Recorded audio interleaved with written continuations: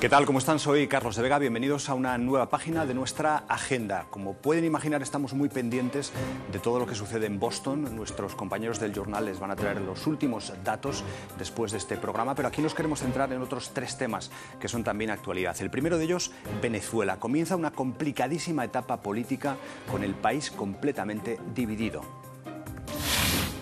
Nicolás Maduro se proclama el vencedor de unas elecciones por una diferencia mínima, que no llega a los 300.000 votos.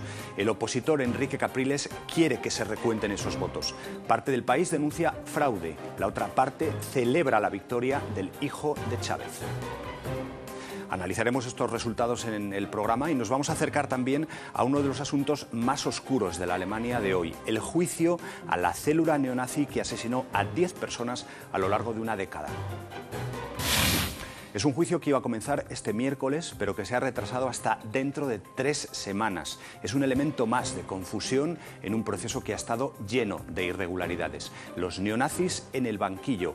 Tarde, pero aún así a tiempo. Bueno, veremos si eso es así. Ya saben que una de las figuras más veneradas de aquella época oscura de Alemania fue Richard Wagner. Más allá de sus ideas políticas, nadie duda de que es uno de los genios de la música. Hoy nos vamos a acercar en el 200 aniversario de su muerte a una de sus obras estrenada en Argentina.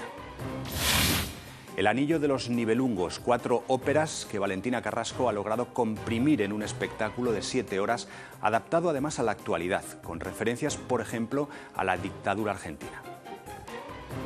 Bueno, ya ven que son 3 temas de los que hay mucho que hablar. Con nosotros está Valentina Carrasco, que ha llegado desde Argentina después de este éxito del Anillo del Nibelungo. Un espectáculo de 7 horas, adaptado además, como decimos, a la actualidad. Público y crítica. Valentina, ¿satisfecha? Sí, porque ha dado mucho que pensar, digamos, y eso es lo más importante siempre en todo caso. Muy bien, pues enseguida nos cuentas qué es lo que ha pasado, qué es lo que ha dado de pensar. Y el segundo asunto que teníamos para este programa es no repetir los errores del pasado para no volver a cometerlos. Ese sería uno de los principios que Elke Gripslewski, que es alemana, que quiere a su país como nadie, predica desde el Centro de Memoria Histórica de Wannsee. Ahora hablamos de neonazis, hablamos de una banda que está ante los tribunales, que va a ser juzgada, que puede que sea condenada. En principio parece que todo va bien. ¿Por qué tenemos que preocuparnos por esto? Tenemos que preocuparnos porque desde un cierto punto de vista toda la sociedad está acusada. Toda la sociedad está acusada. Bueno, enseguida entramos en detalle de este complejo tema y la máxima actualidad, Venezuela. Manuel Silva Ferrer es investigador de la Universidad Libre de Berlín, es venezolano, sigue muy de cerca la actualidad de su país. Manuel, una primera impresión de hacia dónde va Venezuela a partir de ahora. Una primera impresión es que es difícil saber hacia dónde va Venezuela en este momento. Es decir, lo que se esperaba como una relativamente fácil victoria de Nicolás Maduro se ha tornado en un evento absolutamente inesperado y es una posible victoria de Capriles según el conteo y según las cifras que maneja el propio comando opositor. Es algo absolutamente inesperado y que va a producir un giro o una aceleración en todas las circunstancias políticas que en cualquier vive caso, Venezuela. debilitación del chavismo, que pierde casi 700.000 votos. Se habla victoria moral de Capriles.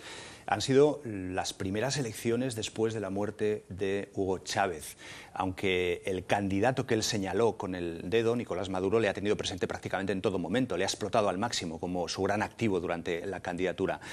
Por otra parte, Capriles, el opositor, ha recordado a todos los venezolanos que Maduro no es Chávez. Bueno, ¿y qué ha pasado al final? Nos lo contaba ahora nuestro invitado. Maduro ha ganado las elecciones, pero con una minimísima diferencia. Es una victoria que Capriles, de hecho, no acepta. Ha pedido un nuevo recuento de los votos. Lo que se certifica, si en cualquier caso, es que el país está dividido en 2. ¿Por cuánto tiempo?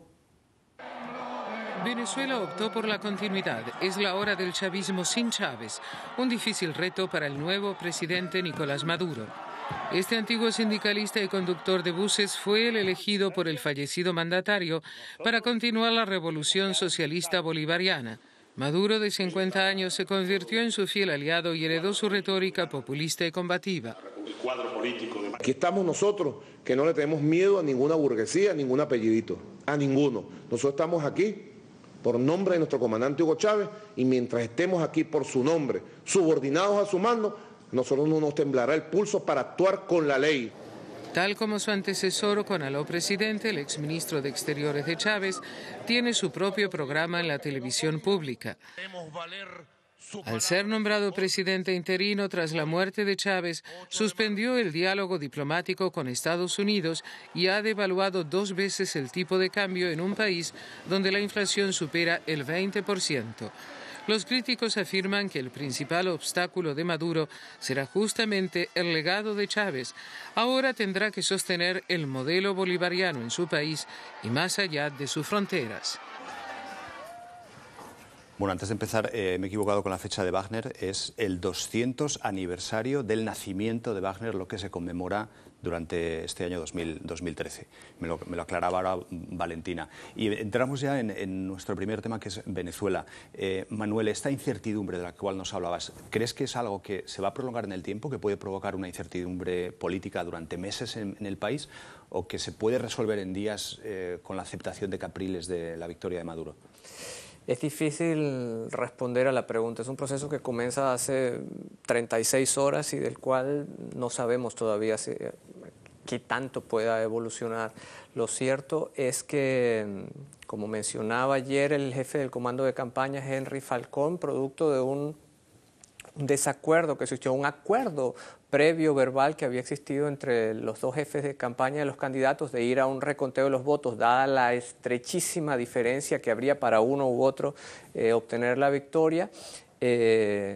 Repentinamente el Consejo Nacional Electoral anuncia la victoria de Maduro y además, y esto es lo que hace además sospechar de un ambiente enrarecido, acelera la nominación de Maduro como presidente de la República. Un acto que estaba pautado para el día 19 se adelanta y se lleva a cabo el día 16, no en el Parlamento, sino en la sede del propio Consejo Nacional Electoral.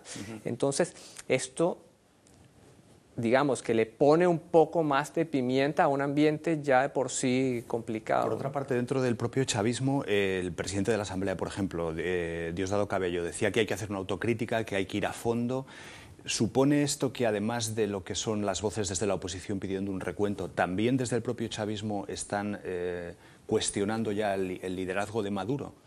Bueno, tarde o temprano van a comenzar a surgir lo que son diferencias naturales dentro del chavismo y lo que son tendencias naturales en todos los partidos del mundo. Es decir, el chavismo no era un movimiento absolutamente homogéneo, era un movimiento tremendamente heterogéneo en torno a la figura de Hugo Chávez. En el momento en que Chávez desaparece, a pesar de que organizó muy bien su sucesión, nominando a Maduro y preparando todo el proceso sucesoral, no obstante, hay figuras allí, hay nombres y hay organizaciones, partidos, movimientos que hacen vida muy activa dentro del chavismo y que seguramente algunos de ellos no estarían muy contentos con la nominación. ¿Pero tú crees que eso puede llegar hasta el caso de que incluso con Maduro en el poder y teniendo el poder en Venezuela, las divisiones puedan tensionar ese gobierno en el futuro? Ya sé que es hacer política ficción, pero sí, para la gente que está fuera de Venezuela, esas tensiones pueden llegar incluso a cuestionar el liderazgo de Maduro una vez que esté asentado como presidente. Es difícil, es una pregunta que me estás haciendo que no podría responder. Ya. Tendría que comenzar aquí a especular y entramos en un terreno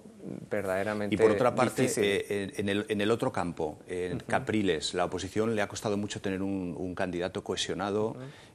Hacia el futuro, ¿crees que esa oposición va a mantener también si Capriles no logra ese conteo o se mantiene como candidato opositor, que la oposición siga cohesionada en torno a él? Quizás para observar lo que está sucediendo ahora, yo preferiría verlos en términos de lo que ha sido la evolución de los últimos años y sobre todo ver cómo ha estado evolucionando el país, digamos, desde el golpe de Estado del año 2002, de abril del 2002. Abril del 2002, veamos el periodo 2002-2003, disculpa, cuando se produce el golpe de Estado, se produce la parálisis de la industria petrolera y digamos que Chávez logra superar un periodo de crisis tremenda y los partidos políticos que habían dominado la escena venezolana a lo largo de 50 años entran definitivamente en un ocaso. En ese periodo Chávez se recupera del golpe, se vuelve un hombre victorioso, supera la primera transición de su mandato y entra en una fase de consolidación de su proyecto político. Transcurrido 10 años desde ese momento, la oposición entró simultáneamente en un proceso de desmembramiento. Como acabo de decir, los partidos políticos que dominaron a DEICOPEI, que dominaron el país durante 50 años, van a prácticamente desaparecer. No hay un liderazgo, ese movimiento enorme que apoyó y que formó parte de los eventos de abril del 2002, no cuentan con un liderazgo visible. De hecho, aparece el presidente de la Cámara Empresarial como presidente repentino. Pero Capriles sí que es ese líder, digamos, visible a partir de ahora, entonces, o hacia el futuro más. Allí voy. ¿Qué ocurre 10 años después? Hay un proceso de agotamiento tremendo del chavismo. Chávez ya no está allí y los cuadros dirigentes que se suponían debían relevar a Chávez, por lo que uno puede observar y lo que observa y lo que comenta mucha gente, pues no hay figuras dirigentes de relevo. Chávez construyó un liderazgo carismático que se centró y se nucleó en torno a su figura y no parece haber relevo. Simultáneamente ahora, la oposición, que 10 años atrás era un enorme movimiento que carecía de un liderazgo, se encuentra ahora con que ha logrado nuclearse en torno a esto, a un grupo de partidos con unas figuras interesantes, gobernadores, líderes regionales y Enrique Capriles Radonsky, que es un hombre joven todavía, al comienzo de sus 40, y que ha logrado poner en jaque el proyecto bolivariano. Es decir, tenemos que decir que se ha dado la vuelta a lo que fue el momento político venezolano que vivimos hace una década. Sin Chávez, entiendo que los problemas que tiene Venezuela, económicos, sociales, van a ser mucho más evidentes porque no existe esa figura carismática. Esto puede limitar también la capacidad de Maduro para gobernar, el hecho de que esos problemas surjan con mucha más fuerza dentro de la propia sociedad venezolana sin la anestesia que suponía el carisma de Hugo Chávez. Sí. Bueno, lo que hemos visto de Maduro es que en verdad ofrece muy poco como candidato político. El proyecto bolivariano, luego de 10 años de una oferta de revaloración de las clases populares, de programas sociales, etcétera, comienza a entrar en una fase de agotamiento. Muchos de esos programas tienen enormes debilidades, pueden ser criticados de muchísimas maneras y, por otra parte, carece, por supuesto, del liderazgo y del carisma de Hugo Chávez. Simultáneamente, lo que hablabas, no es la ausencia de Chávez lo que va a acelerar los procesos socioeconómicos, es el legado de Chávez, un gobierno caótico, en torno a la figura de Chávez, un gobierno, digamos, administrativamente caótico, va a comenzar a observar, y ya lo estamos observando, en plena campaña electoral devaluaron la moneda en un 150%. O sea, hay que pensar lo que es devaluar la moneda 150% en medio de la campaña electoral. Es decir, es una cosa impresionante. Y eso, que ya estamos comenzando a ver los resultados en los próximos meses, por supuesto, va a agudizarse en un país cuyo aparato productivo ha sido tremendamente afectado y que vive fundamentalmente de las importaciones. Claro. Entonces, cuando ese dólar o el euro, que valen hoy en día 150% más, comience a reflejarse en alimentos, bebidas, calzado, vehículos, etcétera, pues bueno, veremos todavía un desgaste mucho mayor del que además estamos observando. Maduro evapora casi 800.000 votos en el lapso de 5 meses. Es decir, las tesis del chavismo sin Chávez parece que comienzan a ofrecer una cierta... Era uno de los argumentos que usaba el presidente de la Asamblea, ¿no? Que por primera vez el chavismo había perdido casi 1 millón de votos, que se han trasvasado además a la otra parte porque la participación ha sido casi del 80%, con lo cual no es gente que se haya quedado en casa descontenta. Valentina, ¿te veías sentir a lo que decía...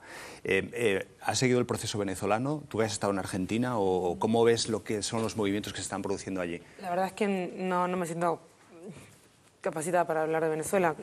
Conozco muchos venezolanos, hay una cuestión regional. Yo llevo 13 años que no vivo en Argentina, o sea que vivo en España, pero evidentemente voy bastante seguido y ahí además el gobierno actual argentino, el gobierno de hace ya unos años argentino, ha hecho una especie de matrimonio con el gobierno de Chávez. Entonces hay como una especie de relación, digamos, bastante fuerte entre Argentina y Venezuela en los últimos años.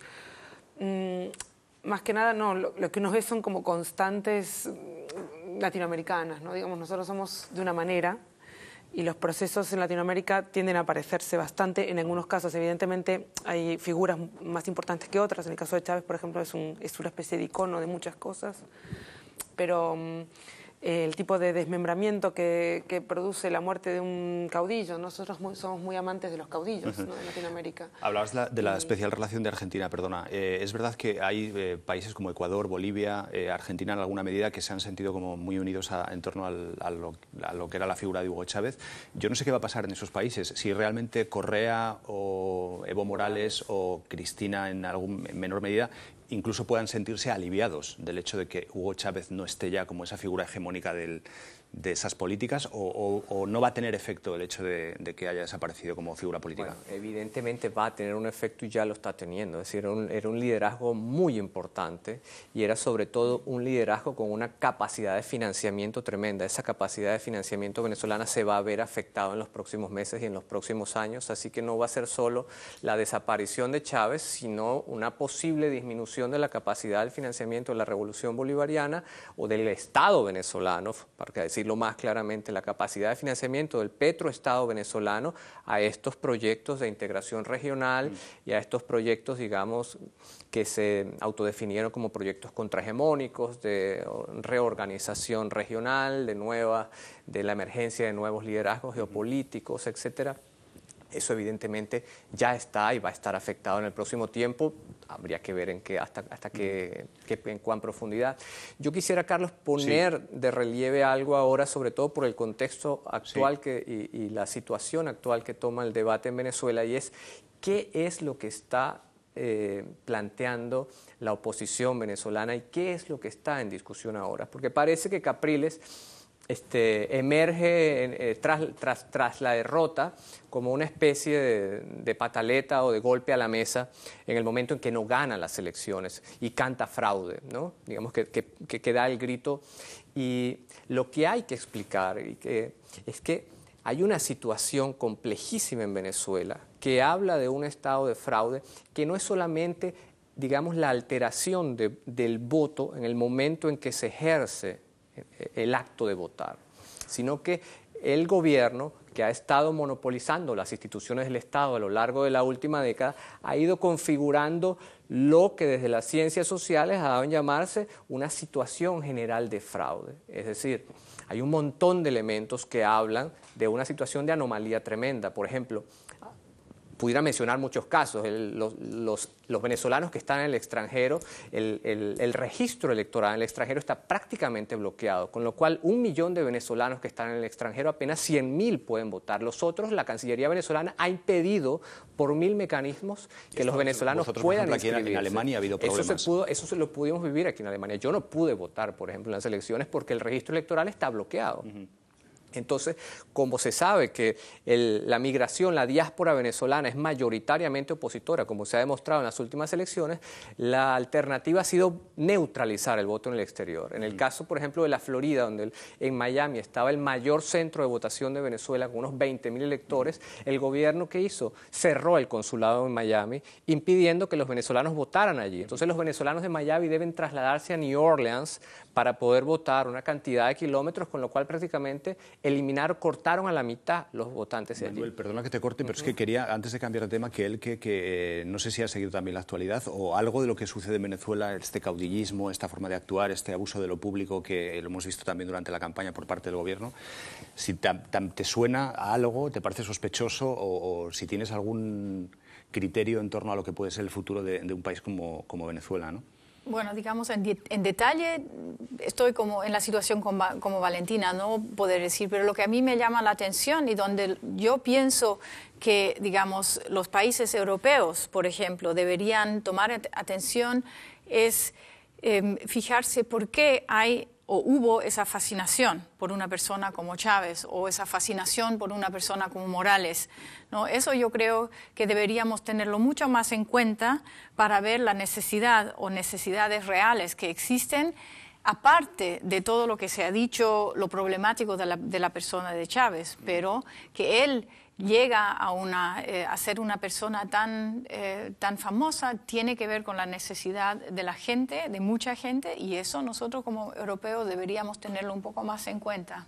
Probablemente también en Venezuela, ¿no? Porque el hecho es verdad que el proyecto del chavismo haya tenido tantos defensores durante tantísimos años dentro de la propia Venezuela, dice algo también de lo que Venezuela hizo antes Chávez no surge de la nada. No, hay unas constantes ahí históricas que permiten ver cómo el petroestado venezolano produce estas figuras mágicas con unos poderes financieros enormes, con la capacidad de producir milagros y transformaciones fastuosas que son difíciles de producir en unos estados con unas economías mucho más estables. Es decir, el fenómeno de Chávez ya lo habíamos vivido en Venezuela. Que también se encuentran con un país en el que la pobreza es extrema y donde las clases dominantes han prácticamente dejado de lado a los que no tenían nada, ¿no? Pero las desigualdades en el caso venezolano no eran tan radicales como se hicieron ver, como se ha hecho ver en el último periodo. Venezuela era un país que había logrado muy irregularmente y con enormes deficiencias un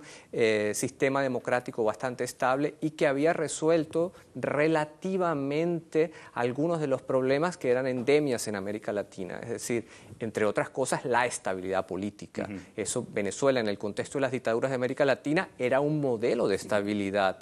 Los exiliados argentinos, los chilenos y argentinos, uruguayos que nos están... Sí, exactamente. En la época de la epidemia de golpes de Estado. Exactamente, sí.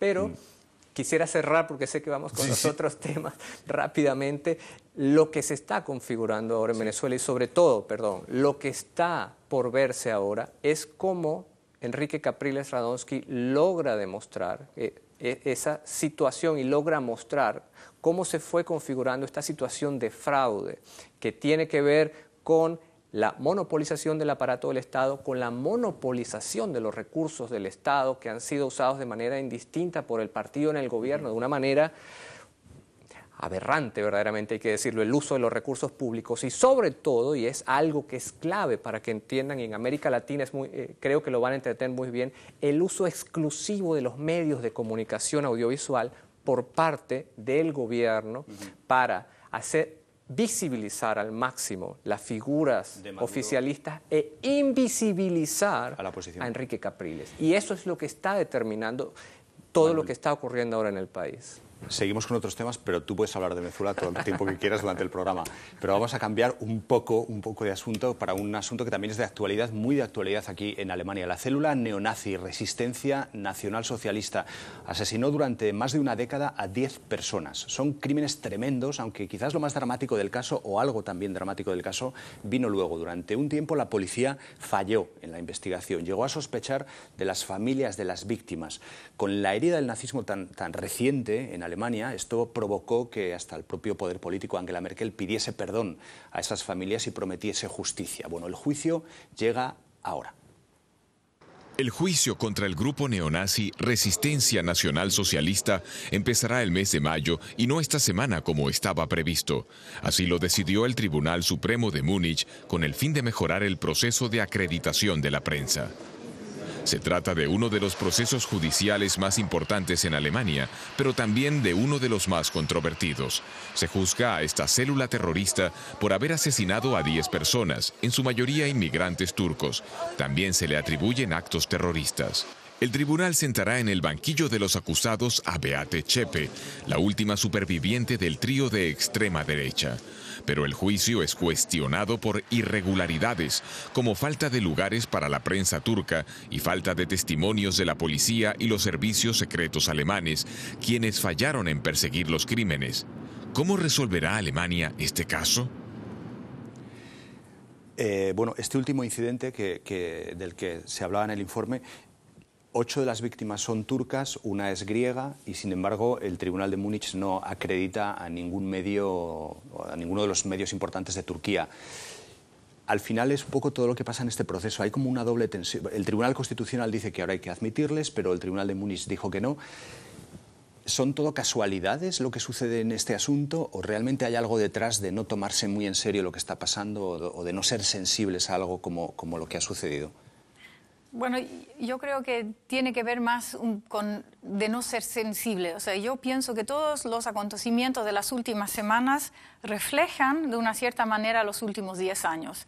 Es decir, reflejan una postura contra un grupo en nuestra sociedad, los así llamados extranjeros, y se les trata con una falta de respeto, se les trata como un grupo inferior y lo que comienza ya durante las investigaciones de los asesinatos con algo que la sociedad en total toma como por algo será. O sea, la policía investiga por posibles conexiones a la escena de drogadictos y la sociedad no lo cuestiona.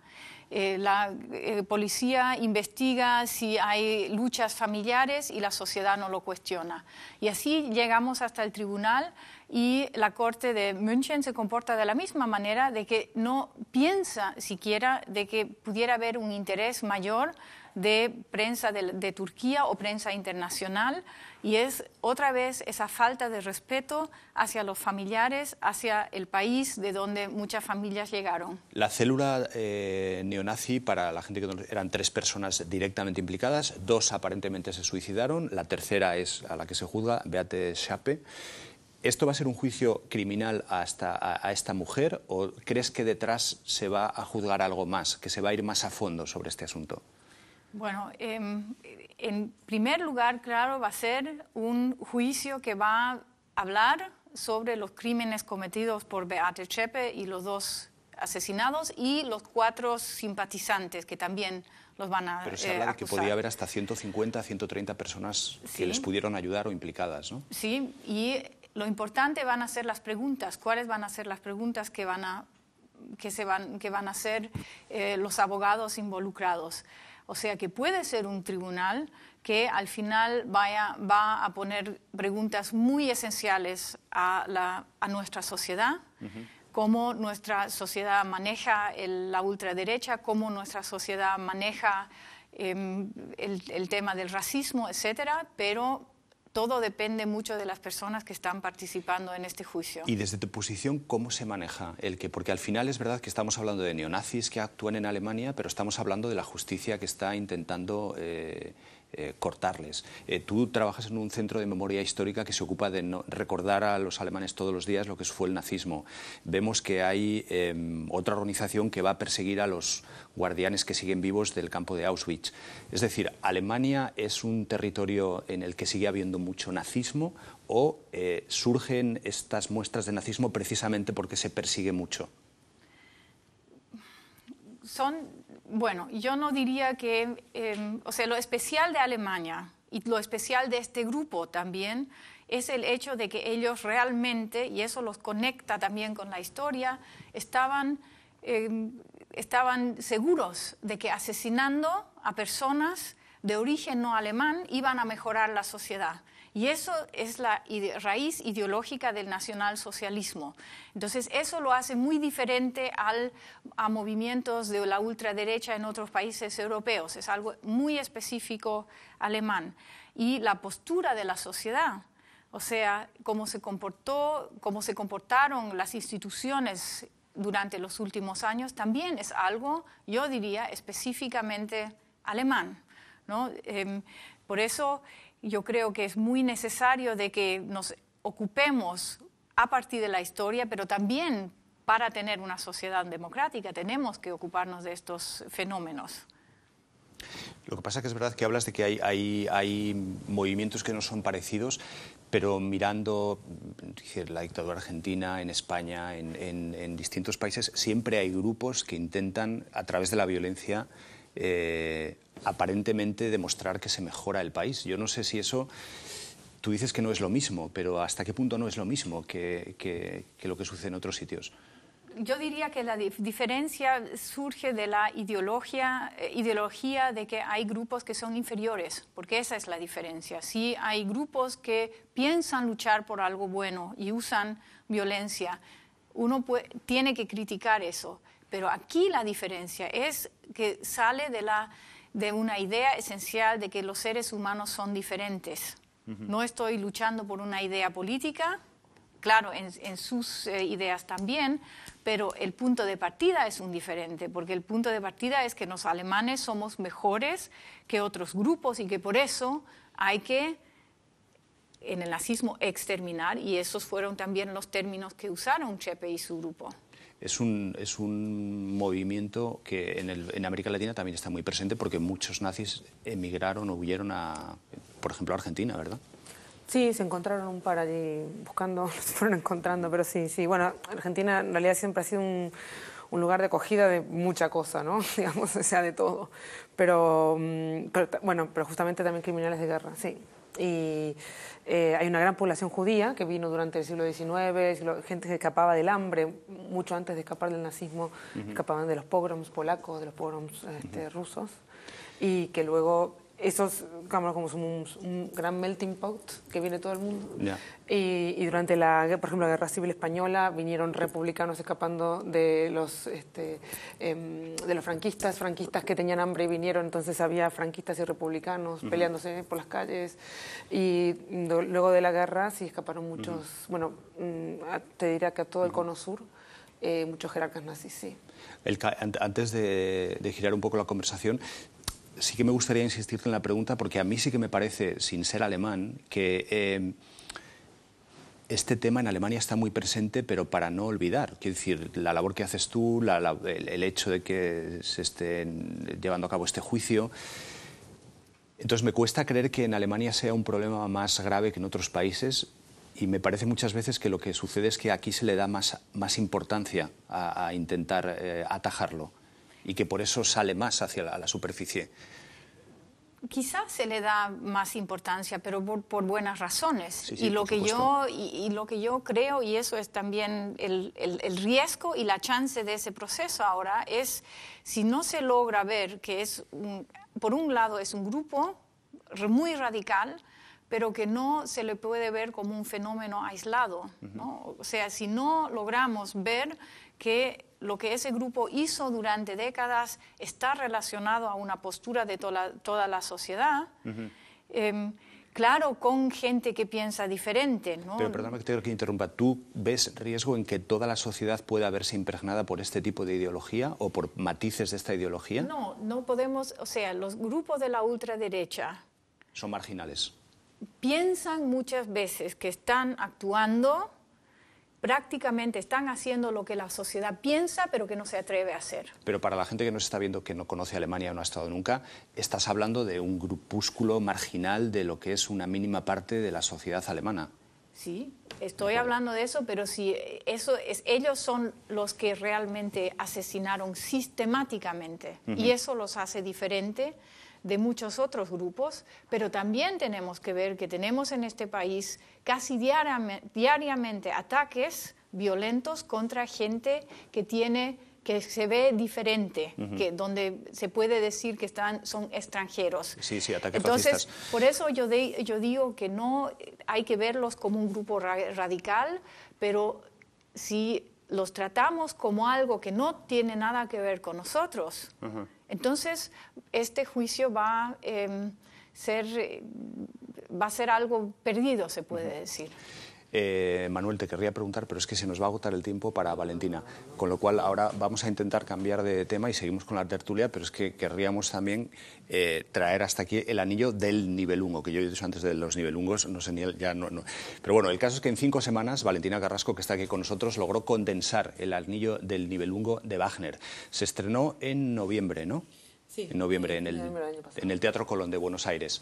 Son 4 óperas, normalmente, que recorren la mitología germánica y que se han condensado en 7 horas de espectáculo. Valentina lo ha contado en una adaptación, además, en la que ha incluido matices, que nos contará ahora, de la dictadura argentina. El Teatro Colón de Buenos Aires inauguró el bicentenario del nacimiento de Richard Wagner con Colón Ring, una versión reducida de El Anillo del Nibelungo.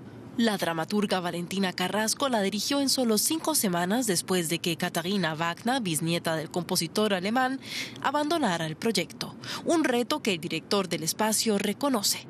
Arrojo y mucha libertad de pensamiento. Tanta libertad que le permite generar una proyección de la tetralogía sobre elementos escenográficos que no eran ni siquiera pensados por ella. El resultado es una argentinización de esta ópera que trata, entre otros temas, sobre la lucha por el poder o el amor filial. Carrasco imprime su sello personal al adaptar el mito general a la experiencia de la dictadura militar en Argentina y en especial a los casos de robos de bebés a madres detenidas o desaparecidas. Los cantantes y los músicos extasiaron al público durante las 7 horas que duró la función. La arriesgada adaptación de Carrasco fue más controvertida entre los argentinos, pero muy bien recibida por los alemanes. Bueno, estábamos hablando todavía del tema del nazismo, de los extremismos, de las implicaciones que tiene en todas partes, que realmente es un tema que nos toca a todos, ¿no? Porque en el fondo en todos los países hay muestras de extremismo. Valentina, hablando de la ópera, nos decías antes que la crítica y el público ha ido muy bien y que no han sido 5 semanas las que has tenido, sino 4, que es toda una proeza. Pero cuéntanos un poco de qué va. O sea, la gente que no haya estado nunca en el Anillo del Nibelungo y que no tenga fácil ir a verlo, porque tampoco es la primera vez que se representa de forma tan condensada. Sí, es una adaptación que se hizo especialmente para esta representación, digamos. Normalmente la ópera dura 16 horas, son 4 óperas que en total más o menos suman unas 15 horas, digamos. Oye, si alguien quiere ir al servicio o al baño en medio de la ópera... No, hombre, sí, normalmente además lo que sucede es que son 4 óperas que nunca se representan juntas. Eso es lo que tiene, digamos, el dato más importante de esta puesta, es que en un día uno ve todo el Anillo del Nibelungo, digamos, que eso es muy raro porque normalmente uno ve el Oro del Rin un año, al año siguiente la Valquiria, al año siguiente, o digamos en distintas casas que tienen un poco más de flexibilidad, se pueden llegar a ver, yo qué sé, una semana el Anillo del Nibelungo, la siguiente semana la Valquiria, etcétera, etcétera. Pero estamos hablando acá que vimos todo es... en un día, y la inmersión en la historia, la inmersión en el mundo wagneriano, en el mundo del Ring, es mucho más fuerte. ¿Y cuál es esa inversión? Porque los títulos suenan a Juego de Tronos, El Señor de los Anillos, así más contemporáneo. También es que El Señor de los Anillos toma bastante de la mitología que toma Wagner y la reinventa un poco también, porque un poco la saga tiene algo que ver, digamos. El Señor de los Anillos habla de un anillo, digamos, cuyo poder es el símbolo de una ansiedad, de una ansia de poder y de un deseo, de una ambición que transforma el alma humana en su peor faceta, digamos, ¿no? Y eso Tolkien lo toma de lo mismo, ¿no? Y El Anillo del Nibelungo, tú que has resumido la ópera El resumen lo hicieron otros, yo lo encontré resumido. Bien, ya. pero seguro que en 30 segundos puedes condensarnos cuál es el argumento de lo que has contado allí. Bueno, básicamente el Ring lo que habla es, digamos, de un poco de un estado digamos, de cierta pureza del alma humana, por una frustración debida a un desamor que tiene un personaje que decide que va a directamente renunciar al amor por toda su vida y va a hacerse con el poder, porque él va a compensar toda esa ausencia, digamos, que le produce el ser rechazado, una persona que se siente rechazada, un ser, en este caso un nibelungo, descrito como alguien muy feo, muy desagradable, que no es amado por 3 ninfas de las cuales él está enamorado, decide robarles un oro que ellas custodian para convertirse en el individuo más poderoso y temido del universo, digamos. ¿Y cómo entra ahí la dictadura argentina? ¿Cómo has metido...? Bueno, en realidad, porque el Ring... digamos, es un poco, claro, uno escucha estos casos, ¿no?, distintos de nuestra actualidad, pero podría estar hablando de Babilonia y pasaría lo mismo. Las tensiones de las que habla el Ring, digamos, los temas fundamentales, ¿no? Esta ambición de poder, este doble costado del alma humana en el cual, digamos, está la pureza, el amor más excelso, y por el otro lado el alma humana que es capaz de las crueldades más terribles, ¿no? Eso es lo que cuenta el Ring. Entonces, eso uno lo puede encontrar en la historia de la humanidad cada 10 minutos, más o menos, en cualquier parte del globo, digamos, ¿no? O sea, hay muchos ejemplos del Ring en el mundo. Yo, como me pasó, digamos, un poco, no fue diría que fue una opción que casi vino entre la casualidad y el poco tiempo que yo tenía para diseñar un espectáculo. Me llamaron 5 semanas antes del estreno para decirme, bueno, mira, la persona que iba a hacer esta puesta en escena, que era Caterina Wagner, la bisnieta de Wagner, ha renunciado de modo intempestivo y, bueno, pues necesitamos que alguien lo haga. Entonces, yo decidí hablar de algo que conocía, que era la historia de mi país. Describe tu aldea y describirás el mundo un poco, ¿no? No porque pienses que el Ring se aplica más a la Argentina que a muchos otros sitios donde han pasado cosas terribles, digamos. Pero bueno, ese era uno que yo conocía, ¿no? Y que además estéticamente, con las fotos de maquetas que me iban enviando, me colaba bien, ¿no? Al final es un poco si no, el amor, el odio, el poder, es la historia de la humanidad realmente, ¿no? ¿Y en qué tiempo, perdón, Carlos, en qué tiempo entonces se desarrolla la obra bueno, entonces, estéticamente, la digamos, historia, dónde lo trasladaste? Yo lo que decidí fue un poco la dictadura argentina, digamos, no es que quise decir esto pasa en los 70 en la Argentina, pero sí que hay una cuestión muy básica, para mí muy importante del Rin, que es cuando las ninfas del Rin, las que están custodiando el oro que Wotan les ha encomendado, bueno, que es lo más puro de la humanidad, que es lo que hay que cuidar, porque sin eso la humanidad, el equilibrio del universo se pierde. Ellas empiezan a hablar del oro cuando lo escriben, le entra un rayo de luz y se despierta el oro, y ellas empiezan a hablar del oro como si fuera casi un niño. Se mira cómo ríe, cómo juguetea, se despierta, qué hermoso, cómo no sonríe, etcétera, etcétera. Y realmente da la impresión de que están hablando de un niño, no de un metal.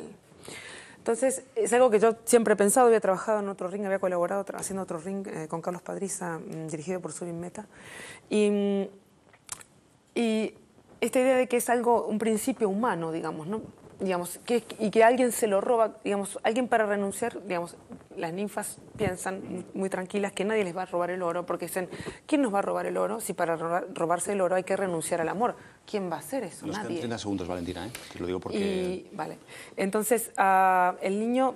Para mí, digamos, este oro para mí significaba esto, un niño en su pureza máxima. Déjame preguntarte solamente, se ha cerrado en el Teatro Colón la representación. Sí, sí, sí. ¿Es posible verlo a través de DVD?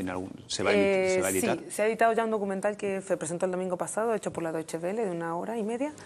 Y el DVD sale a la venta en mayo, a fines de mayo. En mayo. Bueno, la música ya nos impone que nos tenemos que ir. Gracias a los tres por estar aquí, 3 temas apasionantes. Siempre nos quedamos cortos de tiempo. Y muchísimas gracias también por estar ustedes con nosotros. Saben que nuestros servicios informativos están muy pendientes de lo que sucede en Boston, se lo he dicho al principio. Y nosotros volveremos la semana que viene con otros 3 temas tan apasionantes, por lo menos como los de esta semana.